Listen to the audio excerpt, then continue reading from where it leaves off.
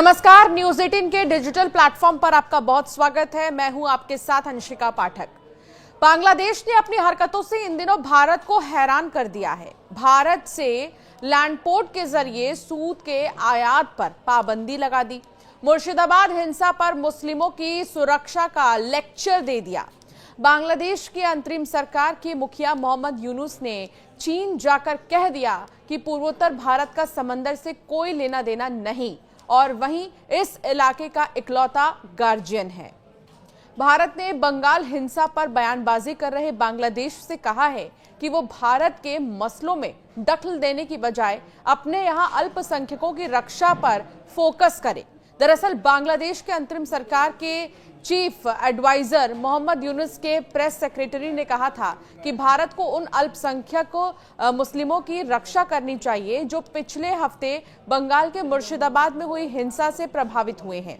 इसके साथ ही उन्होंने इस बात से इनकार कर दिया कि इस हिंसा को भड़काने में बांग्लादेश का हाथ है। भारत ने शुक्रवार को इस बयान की कड़ी निंदा की, विरोध किया इस बयान का। भारत ने कहा कि बांग्लादेश का ये बयान धूर्तता और कपट से भरा हुआ है। वो अपने यहां अल्पसंख्यकों के नरसंहार से ध्यान भटकाना चाहता है। विदेश मंत्रालय के प्रवक्ता रणधीर जायसवाल ने कहा, पश्चिम बंगाल में हुई घटनाओं को लेकर बांग्लादेश की ओर से की गई टिप्पणियों को हम खारिज करते हैं। बांग्लादेश इस तरह के बयान दे रहा है जबकि वहां अल्पसंख्यकों पर अत्याचार करने वाले अपराधी आजाद घूम रहे हैं।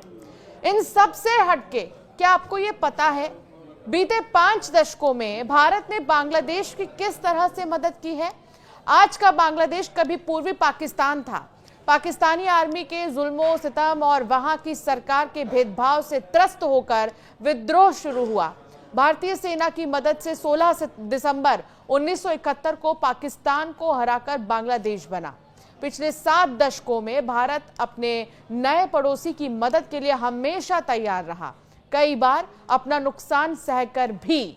1996 में दोनों देशों ने गंगा नदी के लिए गंगा जल बंटवारा संधि की, जो बांग्लादेश के लिए खेती और पानी की जरूरतों के लिए जरूरी था।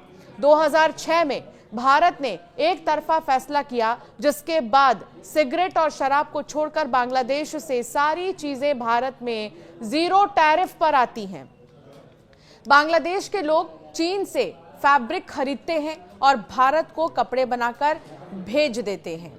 इससे भारत की लोकल इंडस्ट्री को परेशानी होती है। इसके बावजूद उसे ये सुविधा मिली हुई है। 2010 से 2020 तक भारत ने करीब $8 बिलियन यानी कि करीब 68,000 करोड़ रुपए की लाइन ऑफ क्रेडिट दी। सड़क, रेल और बंदरगाह जैसे 17 प्रोजेक्ट्स में निवेश किया। 2015 में लैंड बाउंड्री एग्रीमेंट के तहत दोनों देशों ने 162 छोटे छोटे इलाकों का बंटवारा किया, जिससे सीमा विवाद खत्म हुआ। इसमें भारत ने बांग्लादेश को 10,000 एकड़ ज्यादा जमीन दी। भारत 2023 से बांग्लादेश को रोजाना 2,000 मेगावाट बिजली भेजता है। इसके अलावा 2023 से इंडिया बांग्लादेश फ्रेंडशिप पाइपलाइन के जरिए बांग्लादेश को डीजल देना शुरू किया। 2021 में कोविड के दौरान भारत ने बांग्लादेश को 33 लाख कोविशील्ड वैक्सीन मुफ्त दी और अस्पतालों के लिए दवाइयां और उपकरण भी भेजे। 2022 से 23 में दोनों देशों के बीच $12.2 बिलियन यानी कि करीब 1.4 लाख करोड़ रुपए का व्यापार हुआ। इसमें ज्यादा रोजमर्रा की जरूरत की चीजें हैं। शेख हसीना के तख्ता पलट के बाद बांग्लादेश का रवैया कैसे बदला, ये भी आपको बताते हैं। अगस्त 2024 में बांग्लादेश में हुए विद्रोह के बाद प्रधानमंत्री शेख हसीना को देश छोड़कर भागना पड़ा। उन्होंने भारत में शरण ली। बांग्लादेश में अंतरिम सरकार बनाई गई और मोहम्मद यूनुस उसके मुखिया बने। शेख हसीना के समय भारत बांग्लादेश के रिश्ते बहुत मजबूत थे, लेकिन उसके बाद बांग्लादेश की एंटी इंडिया गतिविधियां बढ़ती गईं। भारत ने बांग्लादेश पर जवाबी कार्रवाई करते हुए ट्रांसशिपमेंट सुविधा तो बंद कर दी, जिससे बांग्लादेश को करीब $14 बिलियन का नुकसान हो सकता है। विदेश मंत्रालय के प्रवक्ता रणधीर जायसवाल ने कहा है कि हम समावेशी बांग्लादेश चाहते हैं, लेकिन व्यापार में बाधा डालने का जवाब देना जरूरी था।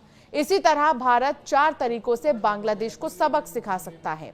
कृषि प्रोडक्ट्स पर टैरिफ बढ़ाना। भारत ने बांग्लादेश के जूट, मछली और तंबाकू जैसे कृषि उत्पादों पर टैरिफ बढ़ाने की चेतावनी दी है।